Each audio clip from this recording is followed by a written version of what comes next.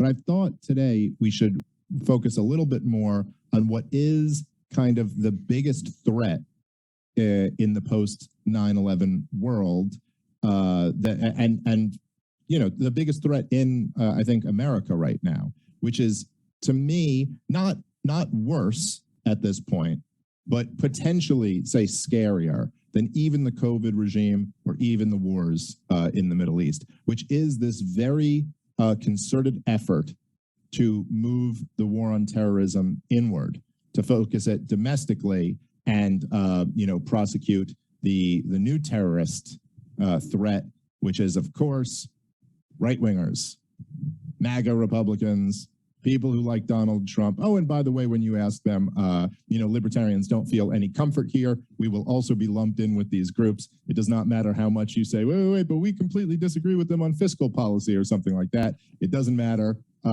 There's, you know, as has been done already by former heads of the CIA and other powerful people.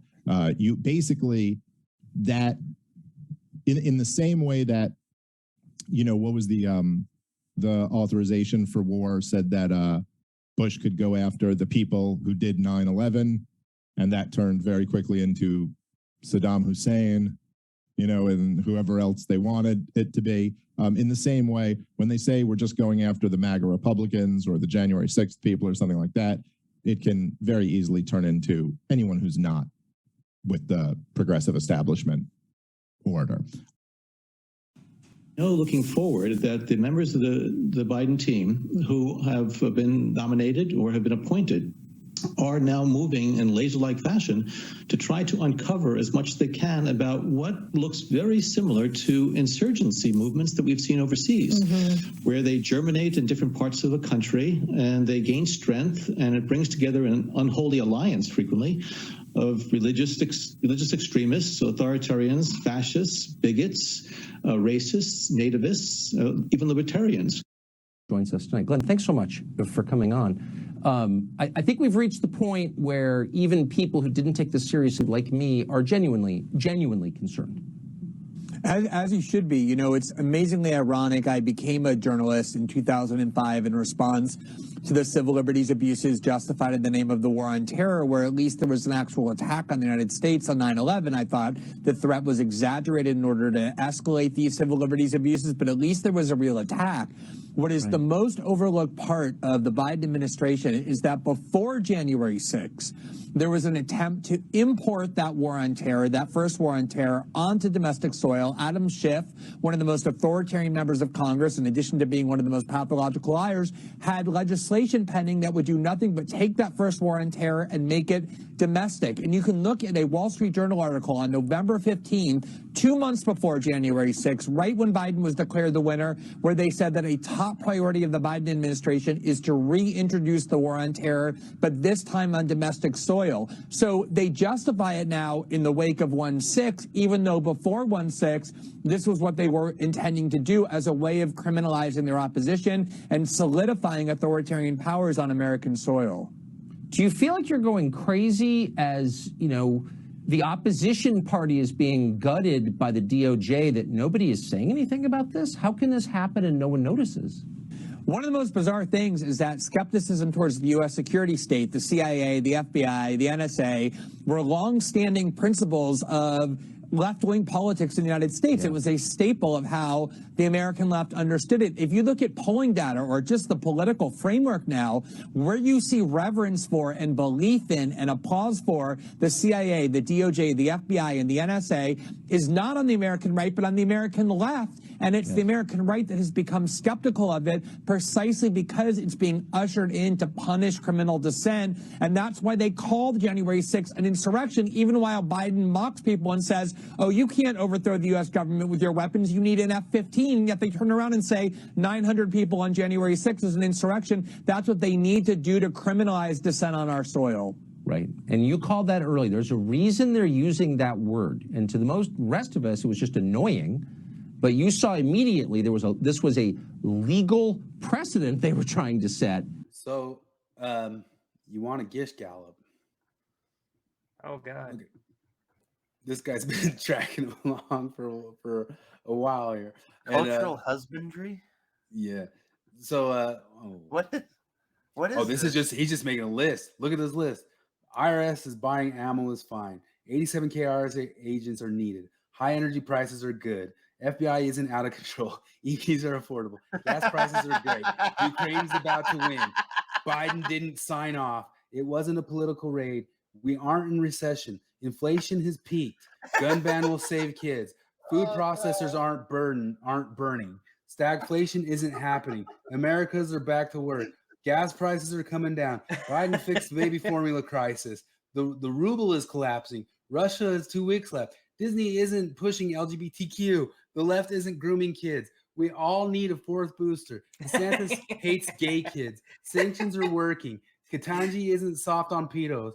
De-dollarization is a myth. The job market is booming. Inflation isn't out of control. Hunter's laptop isn't lost. Russia is about to collapse. There is no, these are all lies if you haven't caught on to it yet. Some of them you can maybe like say, hey, let's look at that one more or not, or you can maybe contest that one. But vax stops COVID transmission. Hospitals only full of the unvaxxed. Oh, I had an argument with John Lynn on his website. He said all of Utah's hospitals were going to get overrun. I said, no, they are not. Yes, they are too. You know, they are not. You don't know. I've talked to people. No, yes, they have. No, they are not. And those are those types of arguments that we never get to the moment of saying, okay, let's settle this bet now because it's 3 months later. Who won? Omicron is deadlier than Delta. Fed government mandate vaccines. Hospitals overrun nationwide. Biden created most jobs ever. COVID deaths at all-time high. Mandates prevented cases 100%. 100K kids in ICU on vents. Let's go. Brandon is violence. Business like the mandates.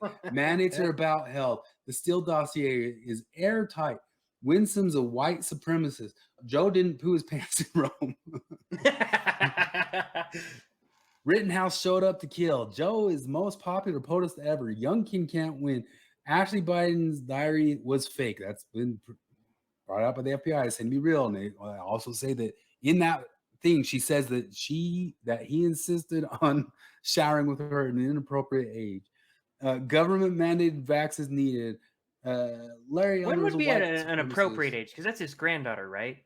Yeah. There's never. I can't think of an appropriate age for a girl to shower with her granddaughter. Maybe like baby. Yeah. I guess it's just my kids have never showered with my dad. Yeah, I wouldn't see with the grandfather. You're unvaxxed without a booster. Border Patrol used whips. Dying unvaxxed begging for jab. Inflation is a paycheck increase. High gas prices are a good sign. Per mile tax will save you dollars. 70% poison control. Let's see. Ivermectin is only horse paste. GSWs are untreated horse paste. Austin and Milley did a good job. Taliban aren't holding hostages. It's all Afghanistan stuff. No credible studies on ivermectin. Rand was wrong about funding. It's just a one-time vax booster. Look at this. Look at this. Look at this. Look at this. Look at this. Look at this. Look at this. Look at this. He does one every week? No, I think it's like a month. Well, though he did one a long one at first. This was the one about a year ago. Epstein committed suicide. McAfee committed suicide. Biden won. COVID came from a wet market. Conservatives are all terrorists. Ivermectin doesn't work. That's last year. Yeah. Fauci was consistent. Mask COVID passport. Cuomo didn't kill old people.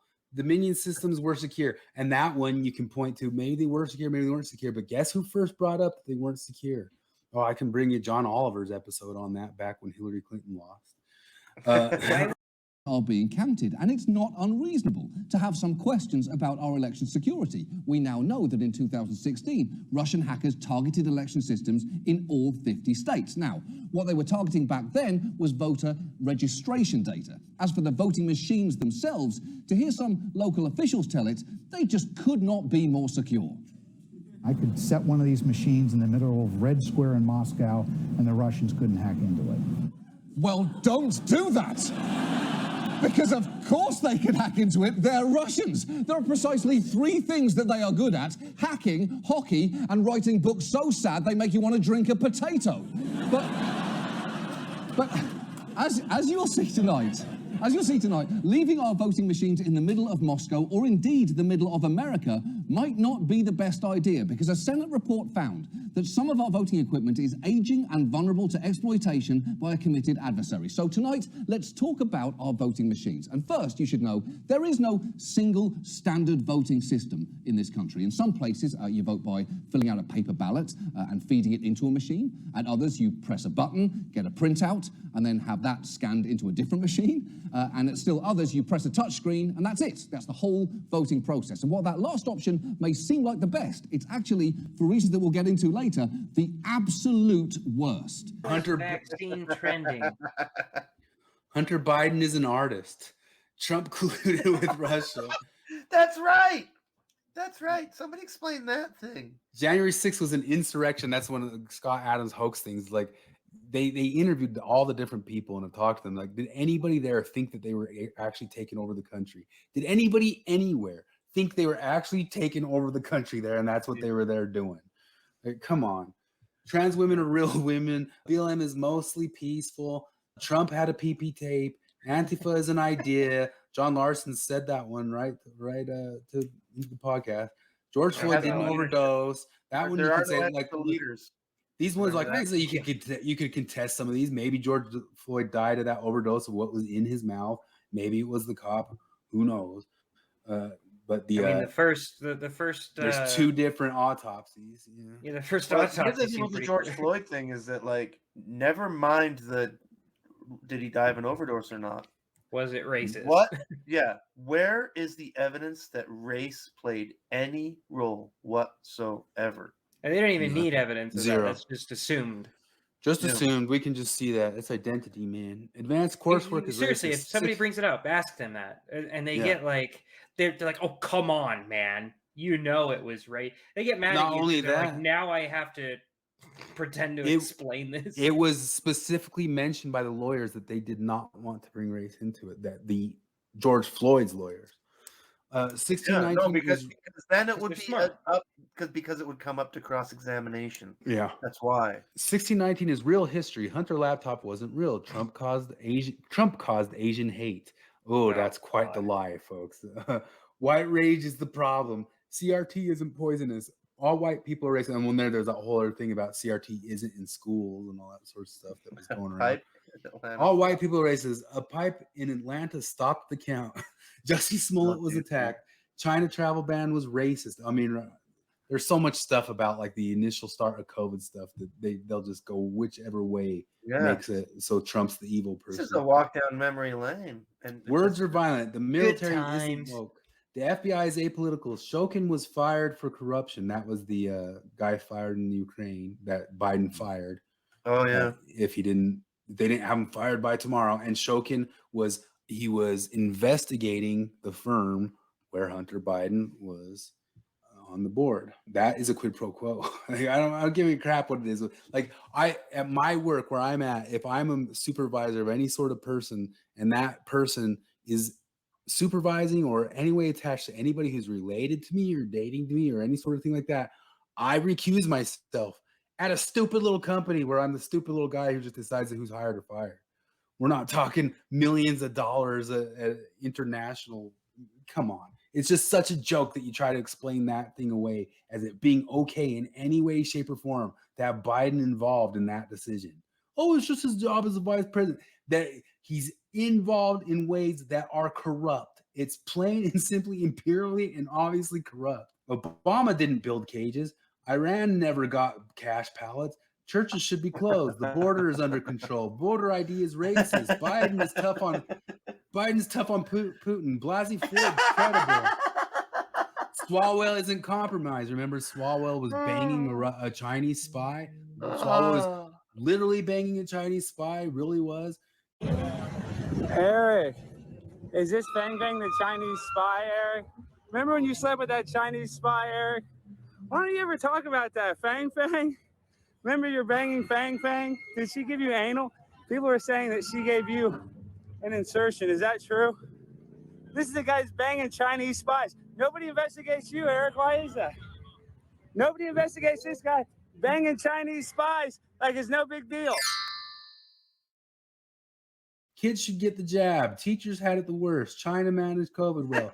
The WHO is an independent body the Great Reset isn't real. We haven't even got into because we're talking about wokeness and ESG scores and how that is why I think that stuff's a bigger threat to society than MAGA. Like the tentacles are so much farther into everything than MAGA ever could be. I'm confused though. MAGA needs Chris. 50 years. We're that? 2 hours into our conservative apologetic show, and you haven't. Where's the Fox? The Fox. The Fox News. Oh, like we get all of our information from Fox News. Literally, that's the only place. You know what's funny is that Matt Damon hypocrisy clip was a Fox News clip. 10,000 commenters on Facebook can't all have been lying to me when they assumed I get all my information from Fox. You know what's funny is that I didn't even this is how far it is from the truth that I watch Fox News, is that I didn't even realize that was a reference. Like I thought you were referencing a hot girl poorly playing guitar when you said, "Where's the Fox?" No, exactly. No, because I mean, and I cannot exaggerate how many times that I will state a factual thing that I learned from, for example, from Reddit. And the comment always comes hey, fucking, you watch too much Fox News, Trump tard. Yeah, it's always their go-to. I watch no Fox News. I've never had cable television in my life. I watch Tucker sometimes. I watch clips of Tucker and a few clips of Gutfield a week if the clip sounds interesting. So exactly. That's at the most. Stand Gutfield. Gutfield, I might watch a few minutes of, and then I can't really take. And I don't watch OAN at all. Some of the first OAN I've seen recently is they've made a couple of montages. OAN made a montage of a bunch of Democrats saying defund the police, because you can see them all saying it in their voices, in their own voices, and you can see all sorts of montages of election denial. There was this thing this week of Peter Doocy. And I didn't see this on Fox News. It was other people pointing out that Peter Doocy on Fox News called out who's that speaker, Pierre? The speaker for Biden, the current, the new press secretary. She was talking about the election deniers, and you got the election deniers on the ballot, like the person gish galloped to me. There's election deniers on the ballot. She denied elections in her past Twitter history several times. And Peter Doocy asked her about it, and she goes, "I knew this question was coming. How dare you?"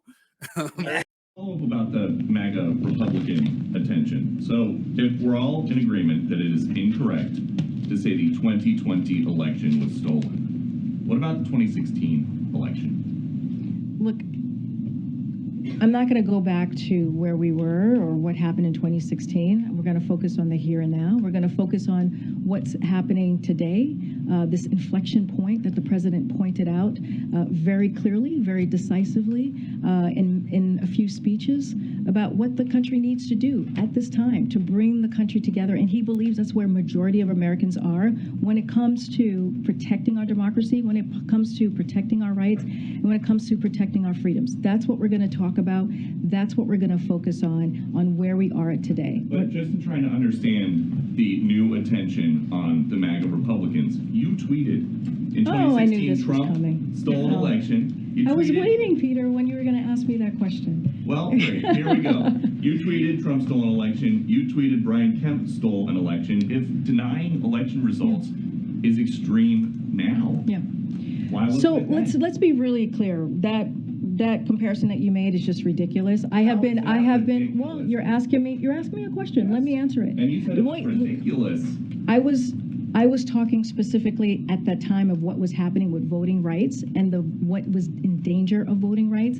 That's what I was speaking to at the time. My phone, on my phone, I get Fox News alerts. You do? But I get CNN alerts, and I get Washington Post alerts, and I get NPR alerts, and I get BBC alerts, and I think that's the big five. I get suggested as other channels on YouTube, but I don't click on them unless. That's things I set up the alerts, and frankly, Fox News drives me crazy because the alerts are always teasers, and it's just bullshit. It's and here you go. Here's me shitting on Fox for you, because they pull that shit where legendary comedian dead at 50 is the alert. It's oh, fuck you. Fuck you. I know. Because It's I'll wait clickbait. 2 minutes and CNN will say like, oh, so and so that you've heard of. Yeah, we're died. And past you're like, we're "Oh, past thank that you." world. Yeah. Yeah. I follow on Twitter. They always do that clickbaity shit where and I make a point like, I know if I just wait a few minutes, CNN will tell the truth, and I won't have to click your bullshit, Fox. I get most of my news lately from Twitter, some from YouTube, but most from Twitter. Twitter is mostly leftist. It is mostly left-leaning people. But then on YouTube, I'll see other stuff. I'll catch clips from CNN. I'll catch clips from MSNBC. The first time I ever had a TV in a while was in a hotel recently, and I watched MSNBC the whole night. I was showing you guys video clips of it. so shut up. But we know what your arguments are. You don't know what ours are. That's the point. And it's because you guys censor yourselves out of it. You can sharpen your knives and learn what arguments actually are. Maybe even kind of contest some of these. I'm gonna like some of these. Part of the thing about a gish gallop is that an actual gish gallop, because most of these things are true, but a real gish gallop is like you drop a whole list and there's one or two things in there. There's so much in the middle of it. Yeah, go ahead and explain. Do people know? Yeah, because like originally it was a young Earth creationist. It was coined by her name escapes me now, but she ran the all the names escape. This is all 2003 atheism stuff. But was she the atheist who got murdered? No. God damn it! But Dwayne Gish was a young Earth creationist who was popular on the debate circuit, and there's this doctor. God damn it! I can't believe it's driving me crazy. Her name's Eugenie Scott. That's the one, Eugenie Scott. For hell's sake, Eugenie Scott coined the phrase Gish Gallop as the debate tactic that Dwayne Gish would use, where he would just rapid fire throw all of these facts at you, factoids or arguments, and that and none of them would be true, but there would be so many that there literally isn't time in the frame of the debate to even begin to unwind them all. And given like a list like this. And this is exactly what happens to us. And a left winger could call this a gish gallop, but right wingers do it too. Like there's conservative gish gallopers, but our experience right now, living in our world as classical liberals, is that the left is where this is all coming from. One of the gish gallop, I don't think it'd be exactly gish gallop, but there's a tactic and it's a fallacy, and one of it is like you put a completely false thing in with 3 or 4 real things. Yeah. You might say you didn't answer any of my questions, because that's all it is. Anytime I get in these conversations with these people, the more I spend time online, the more I get to the point where like I keep my responses very short now, and I will respond to like one thing that they say or whatever, or I will try to keep it on one point. But the thing is, if they intentionally try to gish gallop, because some of them at least semi-consciously understand that that's what they're doing, they'll give you the whole list, and then you'll like respond to as many of them as you can, and they'll find like the one thing that you didn't respond to and be like, you didn't even answer my question. Yeah, and then the other thing is too is like if I'm answering on Facebook, usually if I've got time to sit there and write on Facebook, it's because I'm away from where I'm working, and so I got a little bit extra moment to sit there and type something because I'm at the gym or at home or something like that. So then I have to do it on a dumb cell phone, and then I got to type this big long freaking thing on a cell phone where I'll have 10 times as many typos and 10 times as many. It's like it's difficult to type out big things on a cell phone. And then the first thing they'll say is like, yeah, well, you got a lot of errors and typos. Don't make fun of your typos. Yeah. If you put if you put U apostrophe RE instead of your, you spell a word wrong or you put things, but they'll say totally different than Dumbo. If you're sitting at a computer and typing it out or something like that. And I hate sitting there doing that. I hate writing on the phone. I hate wasting gym time doing that, but it doesn't matter because, I mean, the thing is too is like usually with their gish gallops, I bet you with most of them, like, a lot of these different things, they're going to have to go look up and look for the other answer and try to find out how the fact checkers framed it. Whereas most times when I get a gish gallop, I know how to answer every single thing that you just said, but I just don't got the time to do it. What's the name for I like the totally frameless, referenceless claim, which is one of my favorites. Was at the end of 2020. This happened to me in real life. I saw a million examples of it on the internet and in every level of social media, and then personal conversation. Why is Trump so bad? And the answer comes, just look at how badly he's handled COVID. And this is December 2020 that I'm hearing this. You being know, unbelievably and vague. then people have pointed out, like so many people have pointed out, the first year of Biden's presidency, by every measure, but let's just begin with death. COVID was worse under Biden than under Trump. But for a whole year, we heard Trump is ruining, like people were tearing their hair out saying, look what Trump is doing. And it was objectively worse under Biden. I'm guessing that it had almost nothing to do with policy because, it's a respiratory virus. Yeah, the shutdowns and masks were stupid at best and unnecessary at best, and at worst. So in that Dave and Sticks debate, they debated, and one of the things, like if you listen to two people who don't have Trump derangement and they aren't ideologues, you can hear each one of them will say, yeah, that part wasn't good, or yeah, that part was good. That's how these arguments would be. Although I would admit that I would struggle finding anything good about Joe Biden at all right now, partially because he's just a huck. But I mean, because the other thing is, like, again, with Trump at the beginning, like I was not into it, and then when like that whole thing where he announced like, oh, I'm gonna make my son-in-law Jared the extra special Mideast guy, and I was like, oh dear, I don't like this at all. Well, I have to admit, like, because the guy apparently did the impossible. And this is a thing that, like, the media has just totally dropped, that Jared Kushner apparently successfully got a whole bunch of Middle East countries to recognize Israel as a nation for the first time in history. It's a really, really we could do a hoax funnel just on the stuff they said about Jared. Because and I don't even love the Jared guy. I think he's kind of a doink. And again, like, this isn't an argument. Like, this isn't an argument for more Trump. It isn't an argument for putting your son-in-law in charge of foreign policy. Yeah. I'm just saying, if I'm being honest about it, that comes up to be honest, and Jared did a good job. That comes up because in the Dave and Dave Smith is overly harsh on Trump about it, and Sticks is pointing out that he was supposed to drain the swamp and he was supposed to have good people around him, and part of the point is Trump couldn't trust anybody. There was that whole entire thing where there was that envoy in Syria where the general disobeyed his orders and lied to him about how many troops were there for years, and not 1 ounce of consequence ever came out of that. And not only that, they came out and bragged about it in articles that I haven't been following, like Commander-in-Chief. I know that ha, story. ha, ha, ha. Yeah, one of the generals said that he has been lying. A Syrian general or an American general? An American general said in Syria that across time telling Trump, because one of the things he said is we're going to slowly leave this place. He'd been lying to him about removing troops. And the general was lying to Trump about and bragged about it. Oh yeah, yeah. Look it up. Well, and the defense to it was always like, well, he had to, like he had to. We had to go around. We had to work around Trump, and that's one of the points. Meanwhile, you know who built permanent air bases, military air bases in Syria? Oh, that's right, Putin, and he did that under Obama.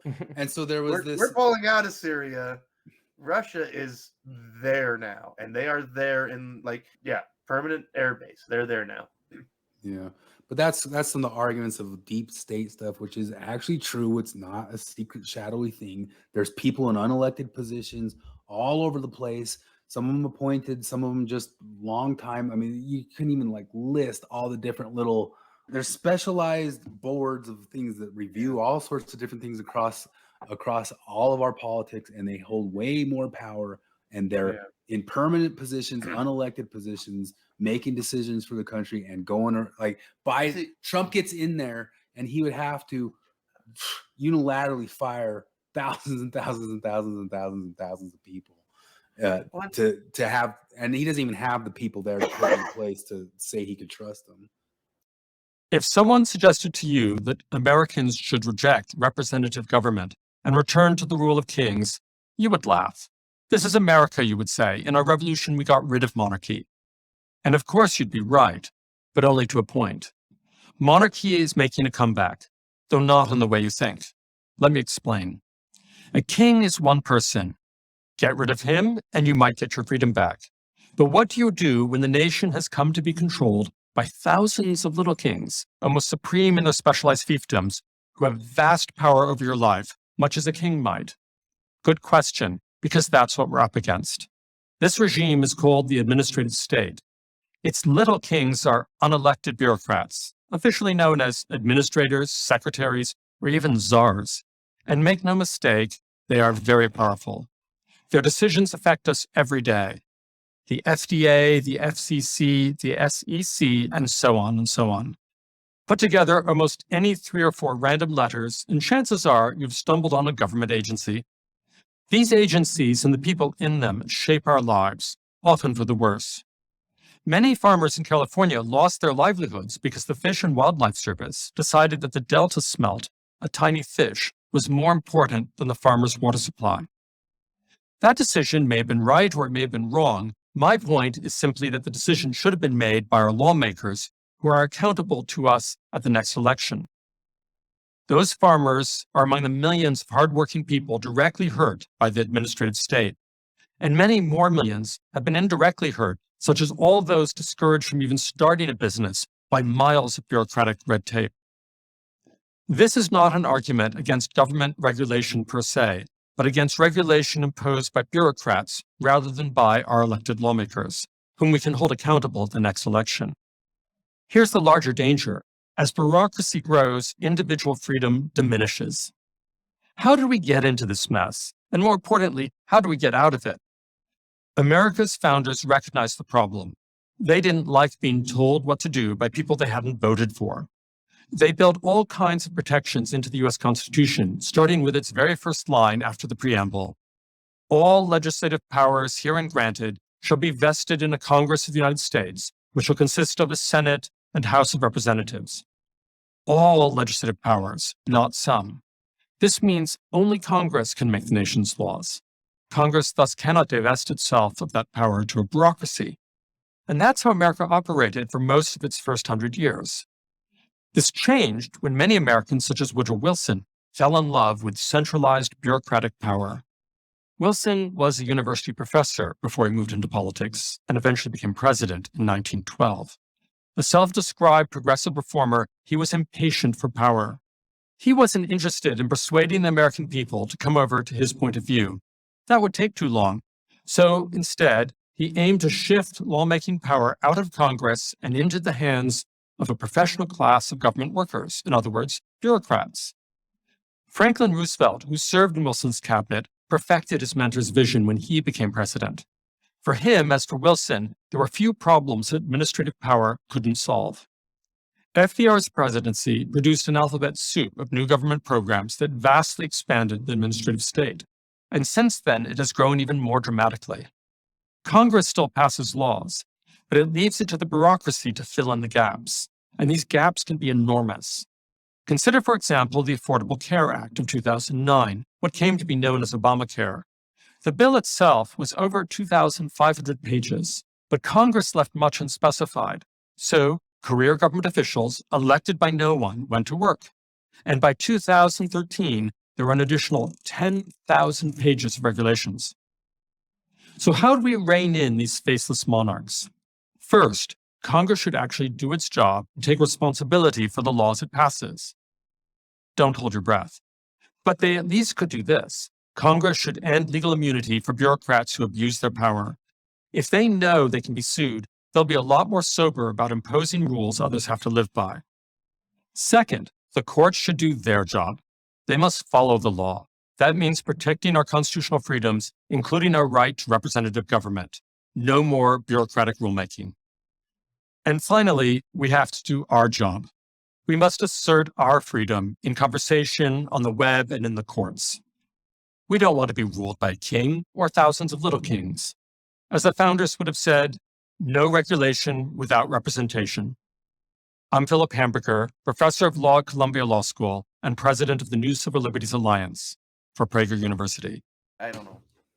I'm out of my... This is one of those things where I have learned a lot, but I admit from the beginning that I'm out of my depth.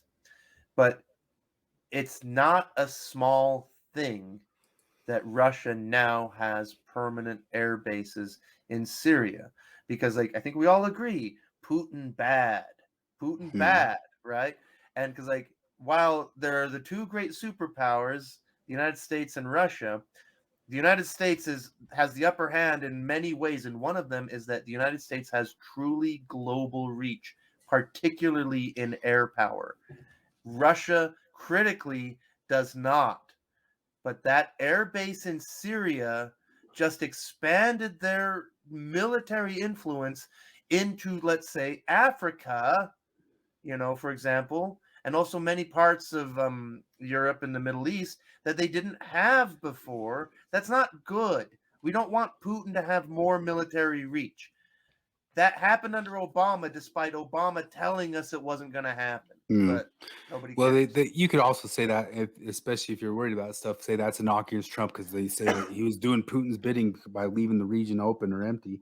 But from the start, he was always saying America first, and we're getting out of these stupid foreign wars and all that sort of stuff, and kind of just had a blinded eye to that. Which Dave, if you listen to Dave Smith, the libertarians, the people who hated all those wars, they'll stand by strong, like, we don't care, just get out of there.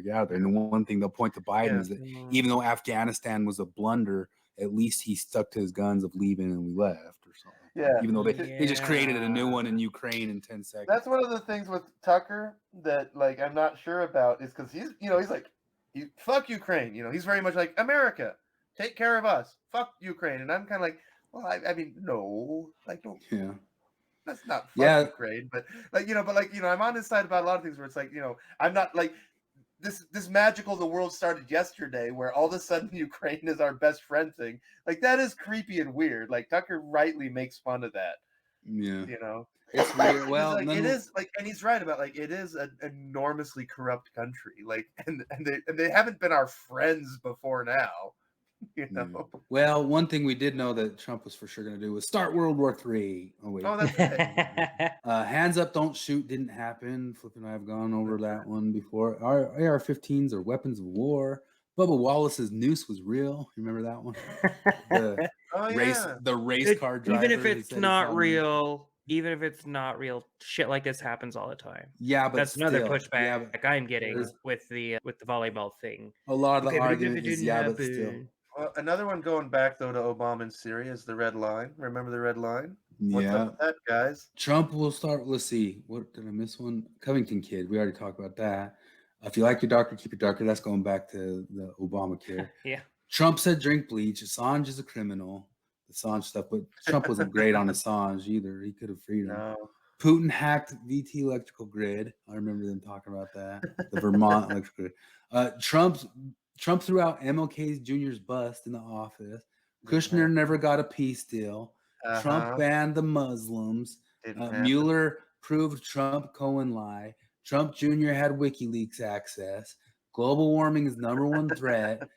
John Larson. But did you guys watch the Cara Burrell thing at all? Yeah, we did. We started talking about that. No, I watched the whole. I gave her because a there's this whole chat. other gish scout. Look how long this goes. Look how long this goes. I'll get off of this. Look how long this goes. Look how long this goes. Look how long this goes. Look how maybe it's a gish gallop. You can argue several of those. We even started arguing a couple of them, but most of them aren't those. But let's go back to the start of going, because I want to even maybe get off of talking so much about politics. But our bar that we were aiming at. Maybe it's okay. Maybe it's okay if some guy who works in some electric shop somewhere goes, I think I like Trump better than Biden. Maybe that's all right. Maybe that person's not a terrorist. You shitheads that go around. Maybe that person doesn't totally lack empathy. Maybe that person doesn't totally lack empathy. Maybe that person isn't some retard who can't read the sticks right and just needs to be removed from this country. As the governor from New York says, all you Republicans get out of my state because you don't even belong here. Especially when you find out that guy's like a Mexican immigrant welder, or working on a solar farm. A Venezuelan or a Cuban who isn't down with all this stuff that's going down. We didn't even start to get into all this stuff because, like, James Lindsay's was surprising everybody and made everybody at the time go, "Oh, we can't associate with James Lindsay." As he gave this podcast about Joe Biden is not the room. So I have to talk to all of you now because apparently everyone thinks I've lost my mind. My opinion about voting in the upcoming 2020 presidential election has slowly and rather painfully, to be honest with you, shifted from a position of I don't know what I'm going to do because I don't like either of my options, to I can't possibly vote for Biden, to I am going to vote for myself because I live in a red state and Trump is going to win my state anyway, to I think I'm going to have to vote for Trump. Not that I want to. In fact, I said on Twitter that until the Democrats are going to walk back where they are, or really the left, it's not really the Democrats, and that's a complicated issue around this, until they're going to walk back where they are with a lot of this radicalism, I have to not only not vote for them, but I feel compelled to vote defensively against them. And I think people need to understand that this is not what a lot of people either hope or fear or think that it is. This is certainly not full-throated support for Trump. Let me begin with that. I got into what I'm doing fighting the woke left specifically because I wanted to make left-wing parties, center-left-wing parties rooted in universal liberalism, I should point out, electable again, because they are not. They are not now because they've taken up too much critical theory. They have taken up far too much of a rather radical approach to progressivism that does not stay rooted even in liberal values. Values like individualism, despite what they say as calling themselves a party of science, in use of scientific evidence and rationality and reason. This is not what's happening. And left-wing parties have become increasingly unelectable. And so I got into the entire criticism of the woke thing, specifically with the hope of trying to make reasonable left-wing parties come back to the fore and to be electable to defeat what I thought and still think is a realistic concern with parties on the right. That hasn't changed. As for Trump himself, I'm not a big fan of the way that Trump governs, and I mean that in both regards. People challenge me frequently, about his policy. Well, he has governed as a rather run-of-the-mill, middle-of-the-line Republican in terms of much of his policies. And for me, being that I'm actually on the left, I'm not a huge fan of that. I don't think it's a disaster. I don't freak out about it. I don't scream at the sky over it. I do, however, not actually agree with a lot of conservative policy. I don't claim to know the right answers about policy, but my intuitions and my analysis indicate something more to the left of what the Republican Party is doing right now. So, meanwhile, I go reading some of the things that they're putting on their website, Joe Biden and Kamala Harris. I go and I read their racial equity plan, Build Back Better, and all this rhetoric. It doesn't sit well. I don't like racial equity. I don't think that that's the way to go. I like equality. I've been absolutely clear about that with a great deal of understanding of the relevant theory, which is called social equity theory, which has been hijacked by critical race theory. But first, I'll get to the very point. You have a man who loves America, and he's going up against a man who is controlled by a movement that hates America. And that's the key observation. Biden isn't the room. You heard the room is not the room. You're talking to something bigger and broader. Biden is not the room. Biden is irrelevant at best. Biden is George Bridges. For those of you familiar with the Evergreen State College story, Biden is very unlikely to be woke. I don't think that Biden has a ton of consistency in his principles, to be honest with you. Not to say that Trump does either, except that Trump is rather unabashedly pro-America, at least in his conception of what America is. They are controlled. They are penned in. And even if they could, it wouldn't matter. Even if they could come out, even if Biden could come out and make the strongest statements, it wouldn't matter, because that's not how woke works. Woke works by infiltrating administrative bureaucracies and filling them with busybodies who sell policies for everybody else. That's one of the tools that the woke use.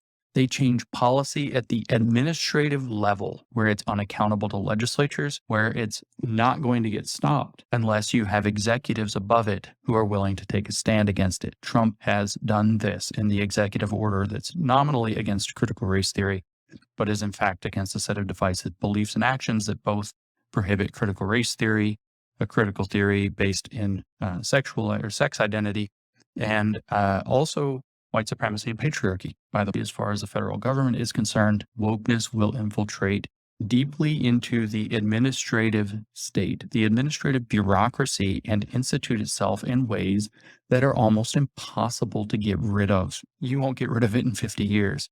And this has already happened to a tremendous degree. It even happens under Trump.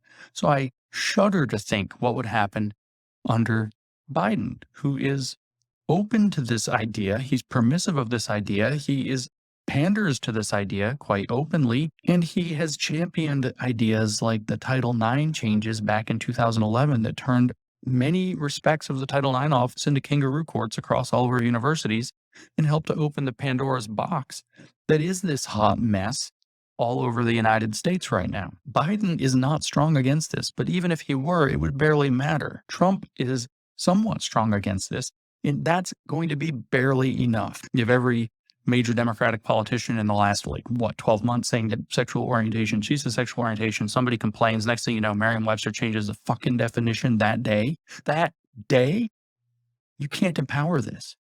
You can't empower this. They change it to make her wrong in the dictionary that day. This is how this shit works. If you don't get it, you're missing the point. Biden is not the room. And you can even use that one to say it's not Joe Biden's fault because Joe Biden's just there because he's got a machine behind him. He's got a technocratic machine. I ran into a Venezuelan and asked them, like, what do you think when you see these kids wearing Che Guevara on a t-shirt? And they just shook their head. Basically, when it comes out to it, and then John Larson and John DeLynn just kind of constantly poking in their little politics that if you got to be an ex-Mormon, you're just as dumb as some dummy who believes the dumb Mormon claims. If you follow the Trump stuff at all, or if you choose on that side of anything, you can't be part of their group. It's the whole entire thing going back to when I brawled initially with Lindsey Hansen and with other people is that not that you guys chose Hillary and Biden and that stuff. It's that you started demonizing the voters of the other side. You started demonizing the average Joe dude.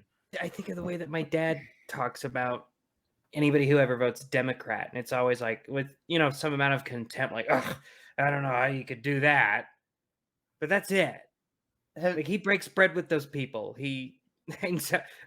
Have you done? Sorry, Jared. Have you done the political compass test? I did. Chris and I have done it. Have you ever done it yourself? So I did one just the other day because my wife was doing one, but it felt like it was trying to get me. Because it felt like it was trying to get me to do left wing stuff. Well, no, it was like a political. You got to read you got to read the instructions. Like people always skip the first page, and there's a paragraph where it says, "We know the questions are awkward. Like just answer them as best you can, but it's built into the test that the questions are goofy." But because it would be fun because people just assume all the time that there were these crazy right wingers. I land in the center, but on the libertarian side. Yeah, like libertarian center. On the scale, I'm halfway from the center to the bottom on that axis, and I'm one click left. I'm right where you are, just a couple more clicks that way. Yeah. You're one click left. Yeah, I'm one click right, and I'm down. You're halfway down and a couple clicks right. Just about, yeah. And I'm further that way and one right. I'm further down and one right. So we're basically libertarian centrist. Yeah. Like if we were, because I was gonna say it would take forever, but it might be kind of fun to try to do between the three of us. To do, majority wins on the questions and do the porch time political compass, as a hydra. We are united. But we can aggregate it now. We're basically libertarian centrists, moderate libertarian centrists. There you go. I think part of the problem is I get annoyed with when I think the test is which is an alt-right Nazi.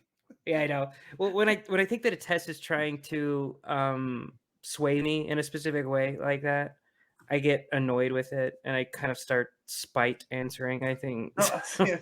Again, I know everybody runs into that, and I ran into it too, but if you go back to the test and read all the preamble, and there's a thing on there where they address that where the questions, it's built into the test that the questions aren't I don't know how to put it into words, but yeah. I think what I just pulled this up because I heard James Lindsay say it. And I think it probably describes maybe close to our tentative or whatever support of MAGA or whatever people want to call us MAGA incels, QAnon incel maggers, whatever bull crap, But This kind of describes it. led me to completely reject that and completely reject everything that enables it. And so it's funny you bring up that a lot of my followers and friends and supporters are Trump supporters. I frequently remind them that I think I'm more MAGA than they are. I am not in the sense of being all that enamored with Trump personally, one way or another, but in the idea of a make America great again, to renew America back to a constitutional republic as opposed to something that's undergoing a communist revolution. I'm probably more committed to that cause than the majority of my conservative supporters are. So maybe that's why they call me far right.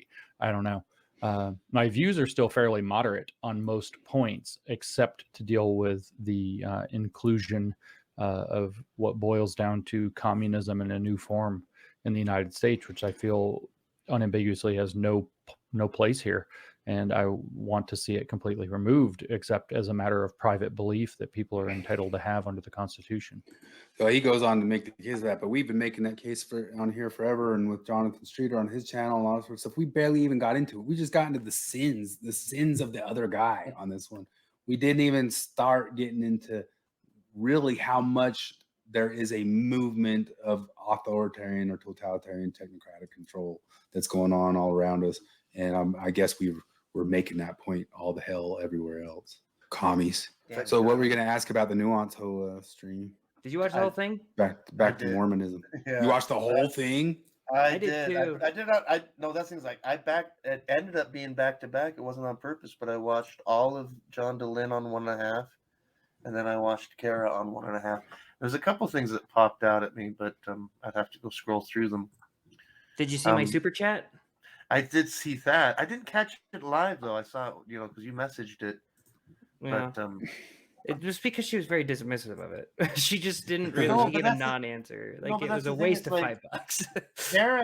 Kara's thing today was very reminiscent of Joe Biden's thing, where she really laid it out as that there's the people like me who have empathy.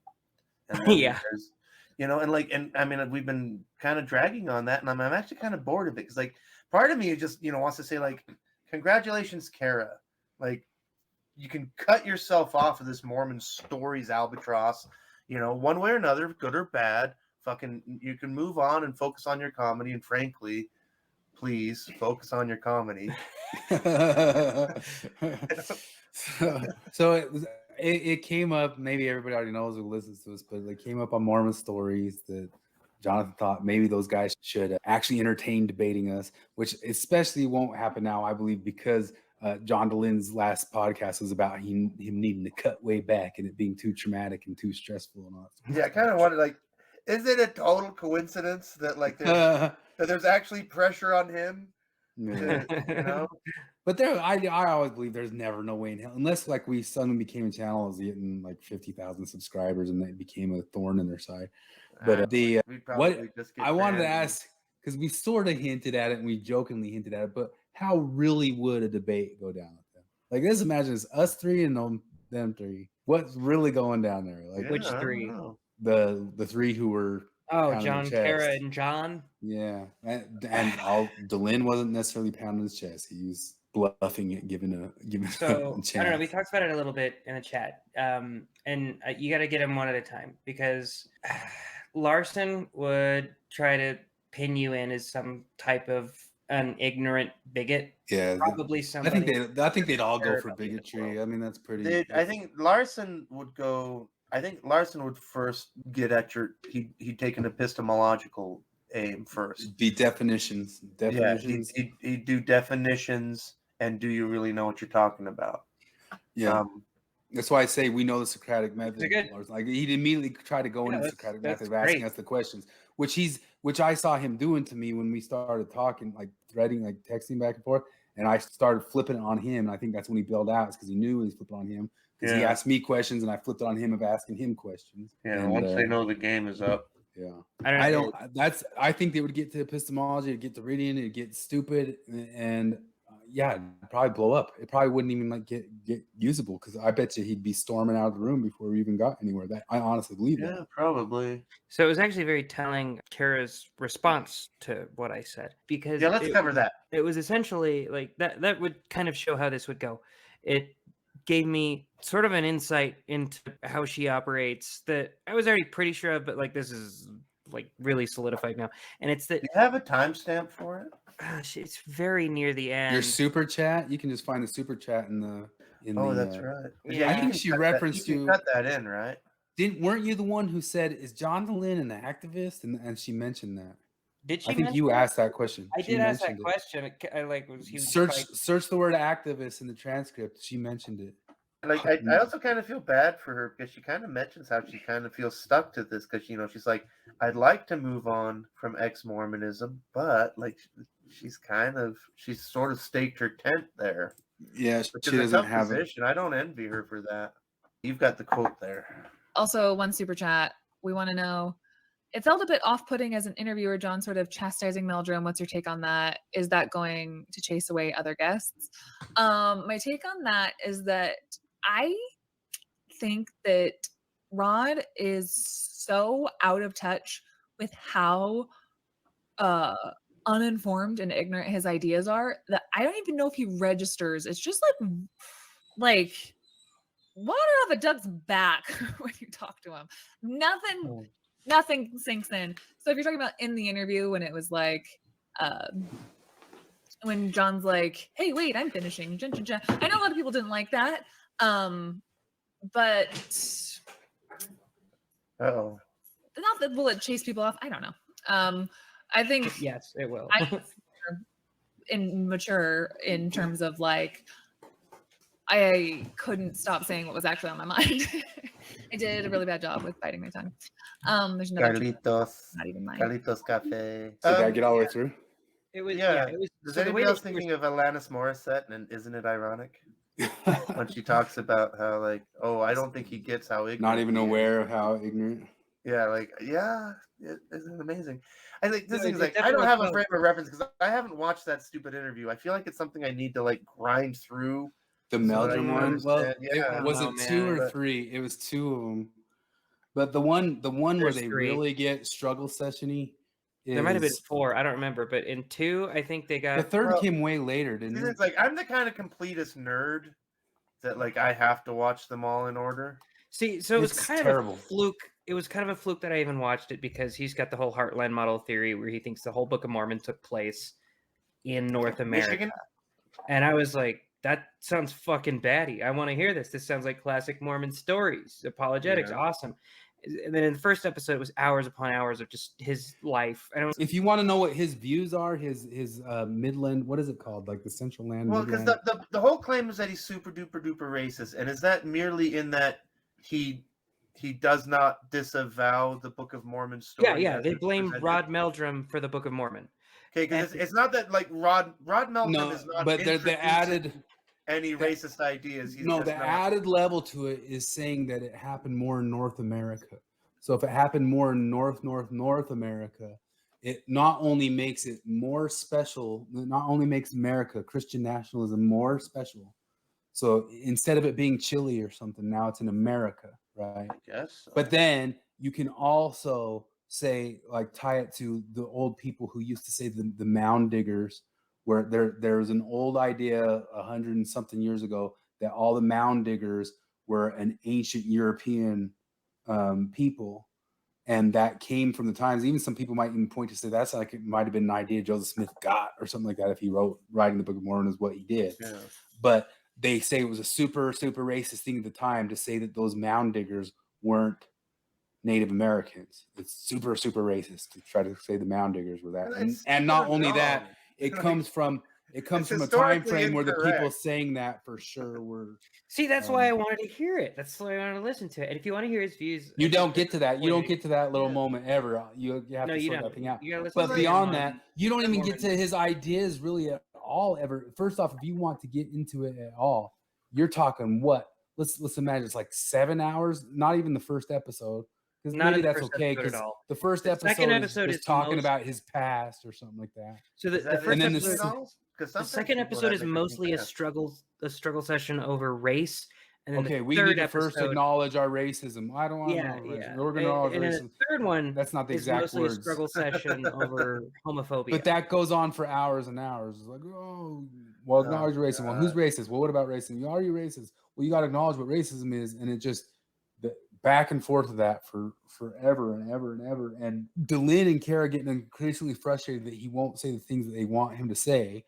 At the same time, he never says anything. You says racist stuff. He never said anything like, "Man, those Native Americans, they sure weren't Native Americans. They were white people."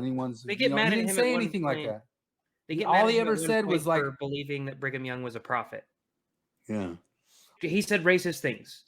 Probably And because he was don't on you think high that alert, but disqual- he was Yeah, well, particularly politically correct with every one of his answers. Like he was like way too nice. I would have walked off like a minute into that crap. But like they get mad at him about the whole Brigham Young thing because they tell him like, so Brigham Young said all these racist things. Don't you think that disqualifies him from being a prophet? And he's like, no. Yeah, You can ask somebody in an interview to see where they are. And then be like, oh, okay, that's where you are. I'm interviewing you. I'm trying to find out what your thoughts are. But no, they're trying to change his thoughts. Yeah, the reason we say it's a struggle session, it was not just ask it once, ask it twice, ask it 3 times. Say it right, say it right. Yeah. Oh my gosh, if you're not saying this, come on, you got to say this. Come on, you got to say this. There's people watching. Oh my Yeah. gosh, for the people watching, I'm so sorry you're watching this. Oh my gosh, I can't believe. Come on, say it. There's people watching, Rod. There's people watching. Oh my gosh, oh, I'm so worried about what they're thinking. Say it, Rod. They're watching. They're watching, and that's basically what it was. Well, like, and because I mean that's the one of the things that I mean, tying it back in where people like, oh, I don't want to vote for Trump because he's corrupt, so I'm going to vote for Joe Biden. Where it's like, well, I don't like Rod Meldrum because he has racist beliefs. How many times did Kara use white male as a disparagement in her goddamn podcast today? Punching up. Like you don't get to lecture me. Like, yeah, Kara Burrell lecturing me on bigotry. It's like listening to the Catholic priest tell me about how important it is that children's sexual purity be preserved. Like, no, you're the wrong person to be saying this to me. So do you remember Thomas Murphy? I think I got you to click on the live episode for just a little bit. He's that guy who's the professor who you probably clicked on it for the moment where he was talking about how he got into academics because he wanted to do activism, and that's why he got into it. He's the main Native American scholar who's calling everything Rob Meldrum does racist and all that sort of stuff. And then, of course, the Book of Mormon's all wrong and false, and everything he thinks is wrong and false about it. But then also when he gets into Native American stuff, he suddenly gets all mystical, and everything the Native Americans say is perfectly fine, even if it's not true. I mean, that's noble savage. From the beginning, one of the things I would love to debate if we got to debate to go in and poke those guys is that, yeah, the noble savage thing, which goes along with anything, is that you guys pick and choose when you want to be hardcore rationalists and you want to be hardcore empiricists, and then you sell it right down the river as soon as you infantilize somebody, as soon as you're worried about the people that. And so Rob Meldrum, you do not infantilize at all. In fact, you just view him identity-wise as a punching bag. So you can treat him like a punching bag. And then the Native Americans, you treat them like infantilized little victims. And so anything that they could possibly imagine and think up, they never did one thing bad or ever once in the world. And everything that they say and believe is beautiful and true and real.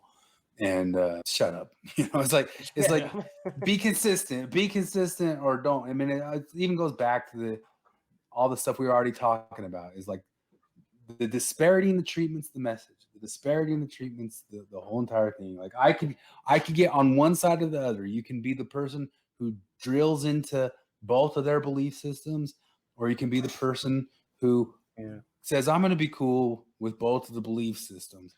Even if like the Mormon stuff does start dropping stuff that I think hints or gets out at being like fully like racist type stuff, sure, you can get to the point of saying, oh, okay, that one's, let's back off that sucker right there, Yeah, it's funny also just to me, like, because people keep just assuming that I'm some kind of raging conservative type. And it's like, like Chris was there and he can remember, but like, I wish y'all could have seen me talking about conservatives during Obama. Like you should have seen the arguments I got in with my conservative friends about how they treated Obama and about the Merrick Garland thing, all that stuff. Like I can at least say that I've been 100% consistent, like Yeah, I thought the Merrick Garland thing, I mean, although that was following the rules, that was following the rules of the Senate, not breaking any sort of rules of that. Yeah. But It was a bullshit reasoning. They should have just said, hey, we're just Machiavellian wise following the rules of the Senate. It was unprincipled to say the least.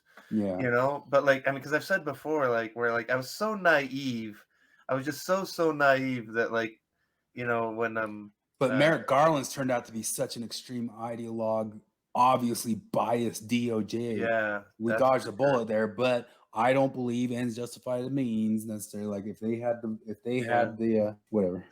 But I was really naive in that, like, you know, I thought like when Obama, I was like, okay, well, at least the hysteria is over, and I was like, oh, I was so wrong. Like the leftists took over and ramped it up. You know, because remember with Obama, like, oh, he's a secret Muslim. Like, yeah, that's retarded. Like, oh, you know, the birth certificate thing. Like, he wasn't born in America. Yep, pretty retarded. You know, you think that's retarded? Watch us go. Hold my retard juice. There are so many very smart people, anti-woke people, who said, well, I'm still going to vote for Biden because, I mean, this has been a ridiculous thing. But, I mean, if we get back to Biden and we get back to the stuff, the shit will calm down. It'll ease off. Yeah, and the adults are in the room. The adults are in the room. The thing. Everything. And if you go look at like James Lindsay's "Biden is not the room" thing, he said, "No, you don't know what's going on. There's a larger machine at work here, and it's going to keep moving. It's going to keep marching, and it will spit out Biden. It'll spit out Biden and throw Biden under the bus. All the stuff we're saying about Biden, that machine will use it against him if it wants him gone. It will. It'll chew him up. It'll suddenly throw him under the bus. He'll be gone." They'll even be perfectly happy saying, yeah, he was terrible too. They'll get to that point. And not that I have any love lost for that guy, because, you know, all the politicians, you know, they deserve whatever level of Dante's hell for all the stuff that they've done. Well, I mean, you can even have Trump. Trump's going to one of those layers if there's such thing. But they will throw him under the bus. He is just a useful idiot. He's just a useful idiot to that machine that's going on. But if you look at it and see what James Lindsay predicted versus like what Sam Harris or all the other very smart people predicted, which one's coming out more true? I mean, that's been just ultimately the case. Like with the dossier stuff and the Russia collusion stuff, you start getting all these different people who make these predictions and start saying these things are going on, and then across time you can see who was right or wrong, and you can kind of start fiddling down like, hey, I got good information from this guy, I got bad information from that guy. You know, let's funnel towards better information. But nobody ever reviews like what did they get it right or did they get it wrong? The people who listen to Rachel Maddow has been so wrong about everything she's ever said. I don't know how people are still watching her. Actually, I think they kind of aren't. Because she cries. Yeah, no, like, like, because the ex-Mormons always like to bring up. I don't even remember which one it was. But the prophet who said that man will never land on the moon. Like, okay, your prophet was wrong. Like, so how about Maddow? Like, let's count the things she was wrong about. People, we make fun and they say, you guys are QAnoners. You guys are blue anoners. That's why we make fun of blue anoners. Well, that's all these things that you believe this stuff. And we don't believe, like, and to be clear, we all reject QAnon. It's not real. It's a dumb conspiracy theory. We're saying that you believe one too. And, and that's one of the things we're constantly pointing out to people is the projection. Is because, like, you know, because people's first reaction to us is to call us politically motivated conspiracy theorists. It's like, no, that's you. That's you. That's you.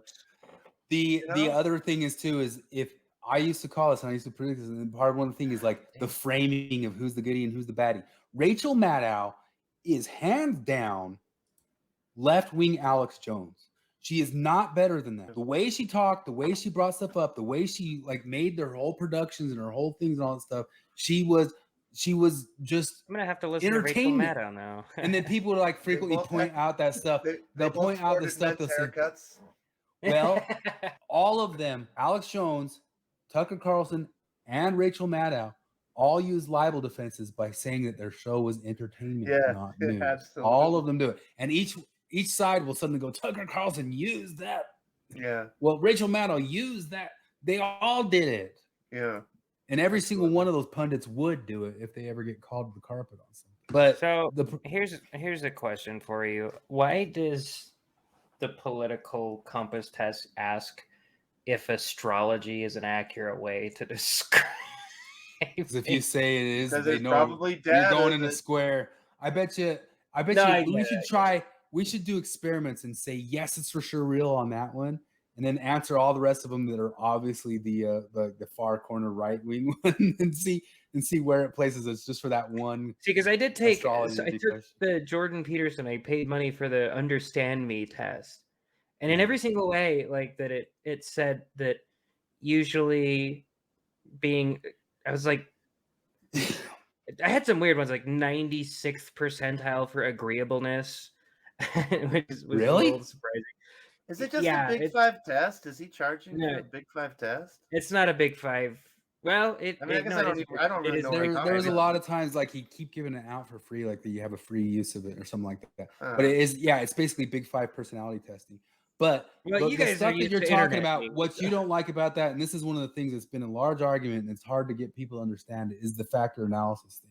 I brought up the factor analysis stuff before, and factor analysis itself has a lot of problems because it's all self-report. There's a lot of different stuff like that. You know, what are those tests? Those int J tests, those things that the Myers-Briggs.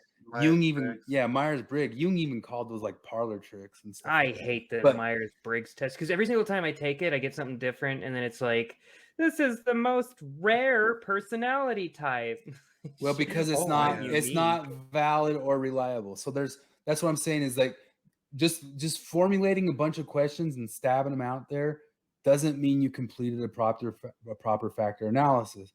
To do a proper factor analysis, you have to do a bunch of things that you can validly predict a truth of something, or validly predict like the future of something, how it's going to act out or play, and it's reliable. No matter how many times you take the test, even if you do different questions, you're going to land in kind of the same spot. It's not going to be all over the damn world. And it's really, really, really hard, and takes a lot of time and takes a lot of work to make sure that your factor analysis is valid and reliable. It takes forever. It's hard. And there's a lot of time to make sure that if you ask this question on question number 1 and question number 32, if they're the same question, that this test understands that they're the same question. I usually point at this, and it's one of the hard things to point out to people, because the stupid bias tests and Peggy McIntosh's dumb white privilege tests are shit. They're shit like Teen Vogue versions of factor analysis. You can't just like think up a list of questions and pretend like you're doing real factor analysis. Now, one of the things about those questions, there's going to be 4 answers, and the 4 answers are always going to skew to each one of the 4 quadrants. And you're supposed to pick the one that best represents you, and it's going to kind of try to plop you for that. A lot of times the 4 answers, you don't even like which one of them are. But after a minute, too, you can sit there and think, I know what each one of these quadrants are. I know what quadrants you mean with these 4 questions. I know what you're going to, and so then you can even kind of start gaining it a bit because you know what the 4 questions, which quadrant is talking about. Here it is for you. Bottom right, 3 clicks from the bottom of libertarian. Here, I'll show you right here. There's, oh shit. There it is. All right. I think I'm a little closer to the center to you, but I'm about that low. I think it's because I am in the same quadrant. I did strongly agree and disagree on almost everything. Like I didn't. There's a couple things I just did disagree or agree on. I had if you show that same thing, I had a meme a while back. I think I actually posted on my regular Facebook, and it showed the top 2 quadrants, and it said the bottom 2 quadrants that said people to smoke weed, start a band, and go shooting guns with, and the top 2 quadrants said stay away. And basically, I think that comes down to, are you an authoritarian or are you not? And I think you can be the bottom right corner is right. Ted Nugent, right? Like that's how I always thought it. Like the far bottom right quadrant, that's Ted Nugent. Like the top right is Hitler, the top left is Lenin, and the bottom left is, who is that? Some kind of hippy dippy guy. Yeah. Live and let live guy, not a live and no. Bosch is a third. Bosch is the top right, top left. Yeah. Bosch is top left. Top left. Vosh, can you imagine if Vosh had actual power? Oh, Jesus Christ. In most of the cases of whatever, like, it's so funny because for years it was actually based off of a paper by Horkheimer. people said there's no such thing as left-wing authoritarianism. From that one stinking paper, for years and years and years, people just believed that. From that one stinking paper. I mean, it's so stupid all the different ways the university got completely captured by complete idiocy. But I mean, that's the guy asked me who the reason we started this thing is like, which do you think is more of a threat? The wokeness, which I guess we're putting a lot of shit under that umbrella, you know, because the wokeness is kind of the thing that just lets it soar. But wokeness or MAGA? Like real quick, and you said wokeness by a country mile. Yeah, for sure, like, because it's MAGA, is the fascist movement. That like, is the, let's say like they were doing the quiz where it's like, okay, are you pro Western civilization? MAGA, yes. Wokeness, no. Okay. Yeah. I think of it in terms of what we does can MAGA move on. We if can the move MAGA on. people Like, get in the charge, argument for me is we're done. You know, I think of it in terms of if the MAGA people get in charge, what do they require of me versus if the woke people get in charge, what do they require of me? So the MAGA people, if they get in charge, the meme is that they will require Handmaid's Tale of me. They will like enslave me and force me to put my kids into religion. That's not true. That's not what they're going to do at all. Trump had 4 years where he didn't do anything like that. But what will the woke demand of me? I mean, you just look at the climate shit that they demand of me. Like they want all of, I mean, that's a woke talking point. Climate change. Gavin Newsom wants all no gas cars to be sold by 2035. And then like the next day, he's like, please don't charge your electric car. The entirety of the Democratic Party is shooting up that left-hand quadrant just faster than we can even time it. You know, it's just going up to the left top of that quadrant. Just on a this is one that James Lindsay put out and said, is electric cars are green on that guy's list of left-wing lies? Yeah, it should be. I don't think it is, like, though. And that's one of those things where like that's another one that really bugs me, because like as soon as the Prius was introduced, I don't even remember exactly where, but I remember consuming like from like Popular Mechanics or radio or was before podcasts, but like these like, you know, engineers and physicists just using mathematics and the laws of physics to say like the Prius doesn't make sense, guys. You know, like even Elon Musk who sells the stuff, I think he put out a couple tweets of like showing some of the fields where their toxic waste goes from it's not green shit. But and that's one of the things I said to that guy who was arguing with is like your solutions, like even if there is a problem, most times like we can't even agree that there's a problem on most things. But sometimes we do agree there's a problem, and your answers are always bad for those problems. They're almost always something that makes it worse. Yeah. Hey, I'm Brian. My pronouns are he, his, him. I understand you're looking for a small business loan, but you're having troubles with your ESG score. Denied. What's your business? I operate drilling equipment, oil and gas. Uh-huh. The E in ESG is for environmental. You're in a dirty industry. So I can't get no loan?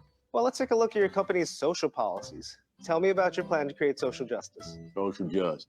Do your employees get paid time off for abortions? And tell me about your diversity, equity, and inclusion plan. Well, I ain't got none of that. I'm a driller. I just hire good. This is all part of that ESG stuff that does fund. Yeah. I mean, you can point at Russell Brand. He's even gotten into that stuff. That up. It's satire, but they're not making it up. And this is a basic loan. This stuff is worse when it gets up at super corporate levels on how much they're funding and giving money back behind this stuff. Like these banks that are behind this stuff and BlackRock and all that stuff is by far a bigger worry than MAGA. MAGA is not behind any sort of money like this. Like even if we grant the most authoritarian parts of MAGA, it's such a superficial, outside of the realm, old school way of thinking. These guys, their tentacles are inside the calls coming from inside the house. That I mean, and also we get to reverse this thing because, you know, because John Larson throws at us that woke doesn't actually mean anything. It's just become a slur, which we've already pointed out. Like, no. In fact, my comment where I linked to the Merriam-Webster definition of woke was hidden from the comment section of that particular stream, but okay. But meanwhile, like, what is MAGA? You guys define it for us, and then show me the people on the right that are actually advocating for that. You know, because like we can show you the Democrats advocating for woke policy. Where are the people who are advocating? Where are the people on the right currently advocating for a white ethno state? Who are they? Well, it's by implication. It's Oh, always that's by right. like absurd, abstract implication. I mean, because I have been told that Trump is literally Hitler. Meanwhile, Richard Spencer endorsed Joe Biden, but let's not talk about that. I realize, like, the world we live in, like, it's so fucked that Richard Spencer endorsed Joe Biden and Slavoj Žižek endorsed Trump. Yeah. What the shit? And okay, fuck it. Trump's evil. Well, that's what I was about to say. Is the entire I can make a dirt bag, what you call the dirt bag left. The left, there's a left wing that is critical of wokeness, and I can make a dirt bag left takedown of wokeness. In fact, I showed you guys that video of that other guy. One of the problems with that other guy, maybe I'll pull it up here in a second, but I think he rightfully sees that it's all getting taken over by corporate fascism. Mussolini's definition of fascism, the merger of corporate and state, the complete merger of that, where they can pawn off decisions onto corporate and business entities that are so strong that you can't get around them, but they aren't held to the same constitutional laws that say government can't do these things to you. But business can do these things to you. But if government's doing backdoor stuff saying, hey, business, do that to them, then you got just a complete room for complete control and complete, total, real fascism. Oh, and yeah. that can get you around constitutions. Well, I was going to say, because like, it's one of the things, I mean, because Thomas Sowell has written whole books about it, but it's something that's really been striking me and digging into my brain lately, is that like iron law of woke projection and the great irony of the left, nothing kills racism faster than free markets. Yeah. It's the absence of racist regulations that destroys racism. And this whole thing about like trying to institute racist policies to fix racism, it's obvious. Not only is it not just racist, but it's working against it. But like we know from all of history, like free markets, because racism is inefficient and it's an unnecessary expense. And like, so, there's so many criticisms of capitalism, but, like everything is a trade-off. And one of the things that's true about capitalism is that capitalism does not care. It does not fucking care. And one of the things it doesn't care about is your skin color. The color of the person. Capitalism does not care about that. Does fucking leftist wokies? Yeah, they care. People always got so down on Rand, and this is the place and point where Rand was correct. Like Ayn Rand was saying, it ultimately is better if you don't put ESG. The whole concept of ESG is putting care into the business, and that's where the totalitarianism comes from. That's where you put the religion into businesses.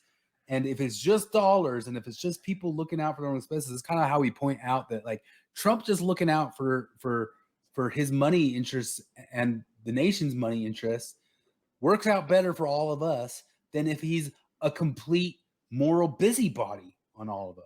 So that's what people don't quite understand about when they criticize Ayn Rand. One of their I think they don't understand the consequences of putting care.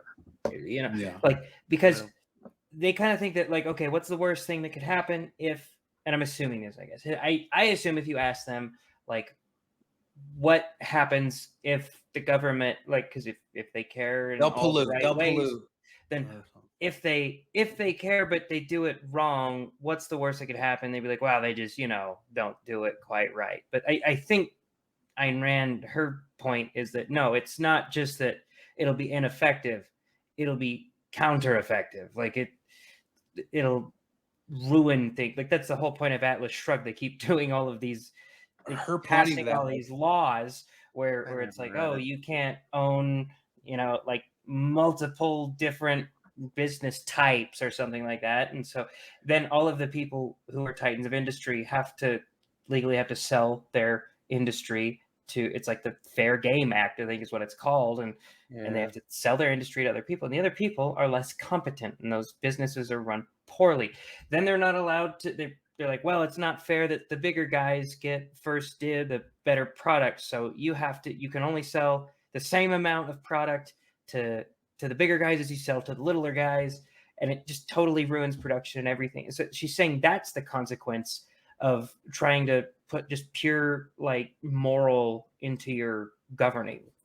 Yeah, the moral is what caused the problem, and a lot of libertarians will get really far into it, or anarchists, like anarcho-capitalists. They'll talk about stuff about if it does, like say your business isn't supposed to care and it pollutes, but there'll be another business that will come along that will force the caring through the business, through the cold business, not through them suddenly caring.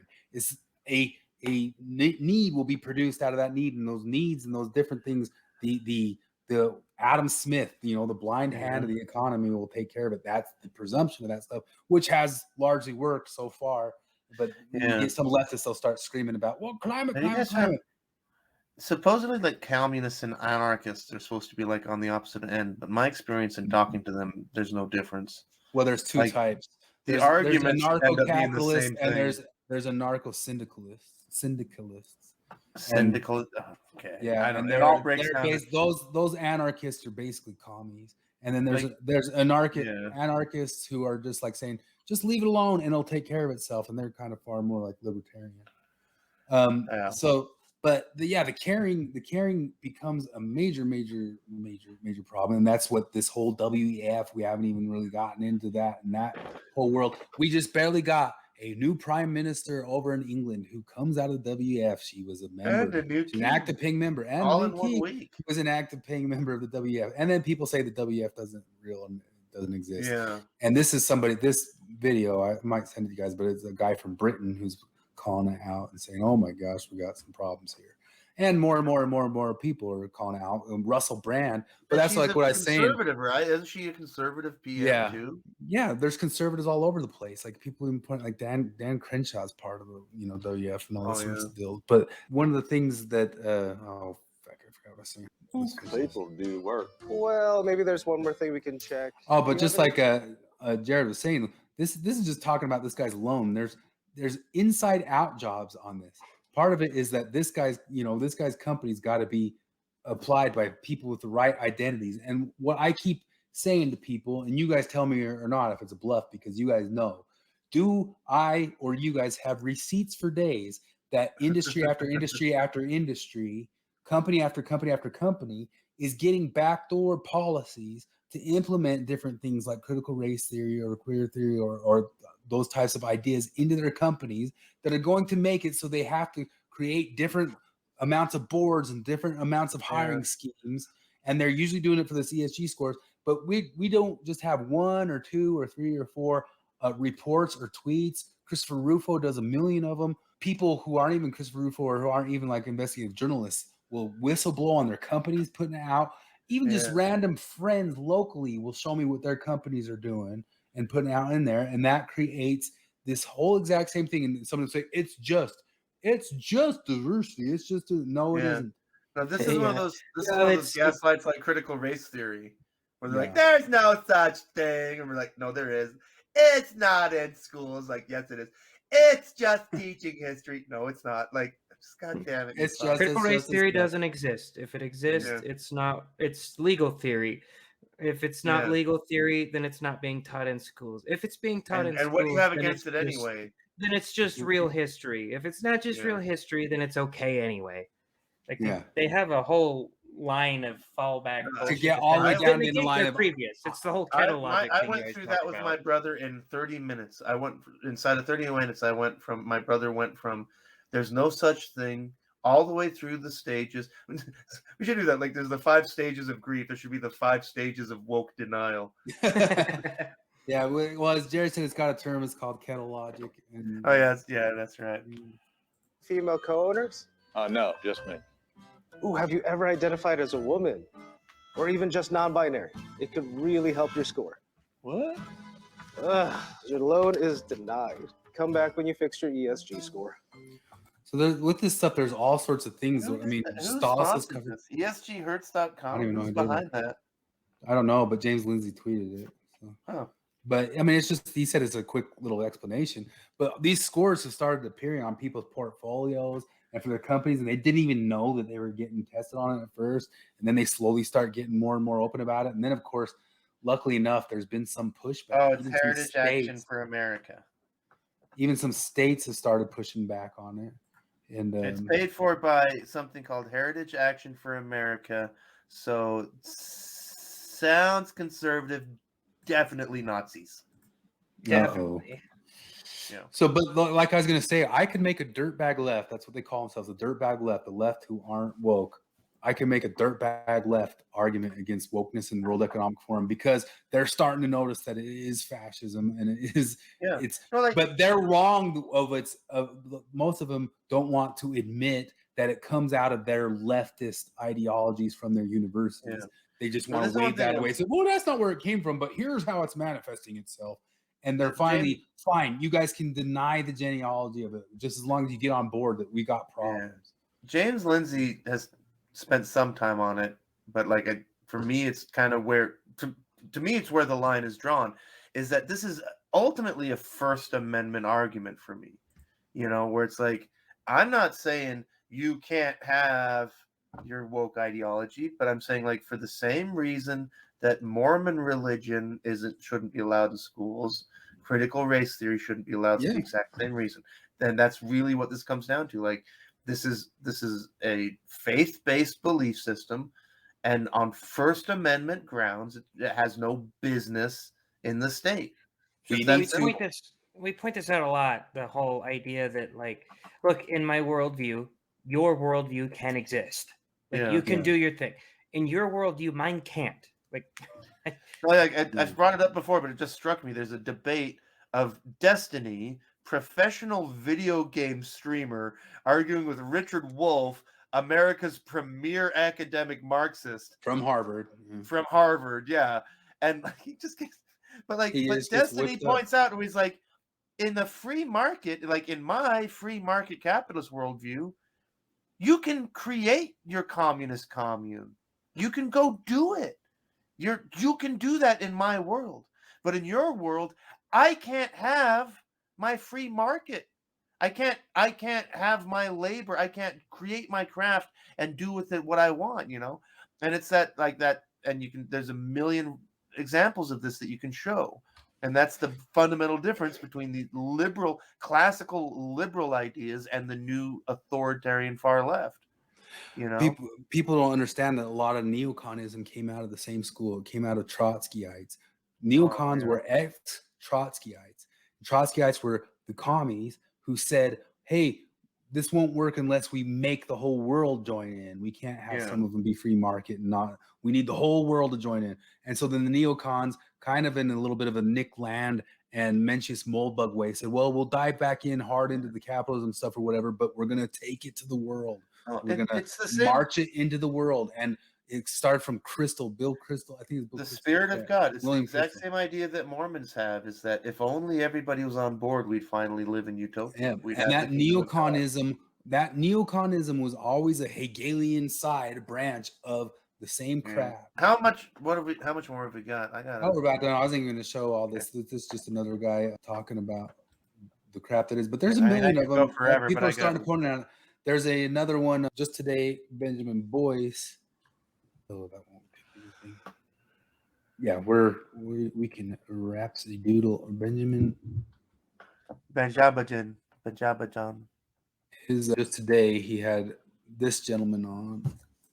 Hello and welcome to Conversations with the Voice of Reason. I have a special episode with you. It's kind of short, but this guy is stretched for time. It's Mark Morano, who is a former senior staff of the Senate Environmental and Public Works Committee. He's also the lead at climatedepot.com and the author of Politically Incorrect Guide to Climate Change and Green Fraud and The Great Reset. The Great Reset is just now released, and in it, he pulls from widely available documents showing that the so-called Great Reset is not a conspiracy theory. In this conversation, we talk about the contents of his book and what he thinks we can do to be a part of the group. Look at this. Look at they got context warnings on Great Reset stuff. And that's one of those things where, like, they publish a book under the title The Great Reset. It lays out the basic framework of their plan. People who don't like that idea report on it. Great Reset becomes a right-wing conspiracy theory. Yeah, and that's how it's been for a It's while. less honest than Scientologists because they don't get mad when you call them Scientologists. Yeah, exactly. Yeah. Like, it's worse than a lie. It's the reversal of reality. One of the better things that Daily Wire has ever pointed me to, they like to point it out, is that there's always this stuff of like, if the right wing does anything even whiffing of something bad, it's, the right wing bad. If the left wing does anything even whiffing of something bad, it's the right wing pounces. The right wing pounces on the left. Yeah. And because we can't even get to the part like, okay, like, what's in the book? What does it actually say? But it's like, no, that's already all poisoned. And meanwhile, they just carry on with their work. What that gentleman of the other video that I just showed, what he gets into is he's got like multi-millions. So he said, I wanted to try to see if I could become a member of the Great Reset of the WEF. And he tries to enroll in it. And he tries to offer money, and it costs like a certain amount of money. But then they ask him like what his position in society is and all this sorts of stuff. And then they reject him. But then he can look at it and he can see that there's 3,000 members of it, and they're all people in high places. But the World Economic Forum themselves brag that they placed people like Macron, and they placed Trudeau, and they even the term like Build Back Better, which is Biden's term, and Boris Johnson was even using it, comes out of the World Economic Forum, and it just gets so tired and boring because it's like it's not a conspiracy anymore. Like I used the term with Flip before. I said it with the other guys. It's Caesarianism, which is Caesar gets to a level of such power and such authority that they don't need to hide anymore. There's no shadows anymore. They don't need to hide it. They're just like, yeah, this is what we're doing. This is what we're doing now. And Russell Brand's losing his mind. And of course, everybody's calling Russell Brand now a right-wing extremist. And then Bill Maher's starting to look at it now. Bill Maher's a right-wing extremist. Anybody who noticing is right-wing extremism. That's what we figured out. If you notice, the problem is that once everyone is the boogeyman, no one is. So like they're kind of overplaying their hand a little bit. But you still have created the people that you've labeled the boogeyman for the longest are going to be pretty fucking pissed off, and then that's how you get the insane far right pendulum swing that everyone's worried about. Yeah, this Bill Maher's an interesting case. Like there's an example of him talking about the California building regulations, because and Bill Maher is a classic old lefty environmentalist type, but like I don't even remember. I mean, you can look it up, but he talks about like he wants to like build a pool or something like that, and he goes into a little bit of the details of what all the regulations require him to do, and it is beyond absurd. And it's clearly a problem, but you're not allowed to notice that stuff. Well, I'll center in on like an area that I agree with John Larson on, because he always brings it up, that this elite class or whoever's running everything, they ain't it. They ain't gonna fix us. Nobody's got the answers up and all that, and they're all just gonna make it worse. The only problem is Larson thinks we can triple down on those leaders, which I promise you, all of our problems right now, they're not natural problems. All of our problems are problems. Wait. Trump got voted out. So racism, COVID, and climate catastrophe, we fixed that. We got rid of Trump.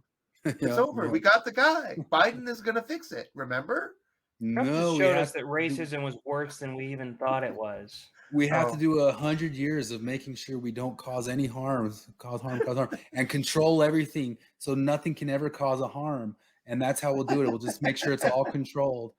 And but that's I never get why those left-wing guys say, hey, look at all these incompetent baboons. There's thousands of them. What we need is to triple that and just make sure that they're the good ones. For administration. You know what's so terrifying about the cause harm standard is because the same people who believe in the cause harm standard also believe in the punching up and punching down standard. And they obviously go together, and we know that. And this is just another way that these people think like Nazis. Yeah. like, because that is exactly the justification where it's like, I'm not there's no causing harm up. There's only causing harm down. I know. Yeah. Well, Anyway. punching up justifies everything. Yeah, it's such a wicked thing. No, and it is literally the Nazi justification. It's like, oh no, we're just fighting our oppressors. We're just fighting the people who have structured civilization to oppress us. We're the heroes in this story. Don't you get it? Yeah. Well, the normie Biden voter, Overrepresented the Juden are. the normie Biden voter, I absolve you. I always have absolved you. My parents are normie Biden voters. I love my parents to death. I can barely talk to them about any of this stuff because they just shut down real quick. And so I don't even try to talk to them about them. In the regular world, I do pretty well at keeping my politics to myself and that sort of stuff, unless somebody else like is a John Larson or DeLynn and they can't help but spout it around every other sentence. I'm much better in good company of not spouting off my politics the way those guys spout it off into everything. But I've always absolved the normie Biden voters. But the idiot activists and the people at the top of it, you can fuck off and die forever. I dislike you. But I wouldn't kill you or anything like that. I just want, like James Lindsay was saying, we want to go back, make America great again to a democratic republic where we separate things like private and corporate and religion. Separate. We can, and you got a right-wing movement who's making the case, and I hate that they're making a good case that there's no way you can do it no matter what was going to go like that. I don't like those guys, even though they have good critiques that no matter what, you got to fight for it. But as James Lindsay will point out in that stuff is like a union. What did Jefferson say? A union, if you can keep it. If you can keep it, you have to keep it. We have to keep the crap separate. We have to keep your religion out of politics. We have to keep your religion, your politics out of corporations. I want to make America great again because, like, 20 years ago, like, I remember a time when there was no chance in hell that anybody running for elected office could openly embrace racist ideology and expect to get elected. Yeah. Like, I want to go back to those days like that. And so I'm a MAGA guy in that sense, you know, because I mean, that's like every single Democratic candidate and the people got elected pushed a racist conspiracy theory. Yeah. And no, I don't think anybody here thinks Trump's our savior.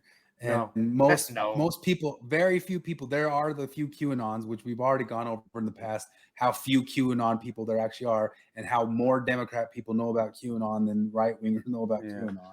But very few people I ever meet think Trump's some savior. They think he's just, like I said.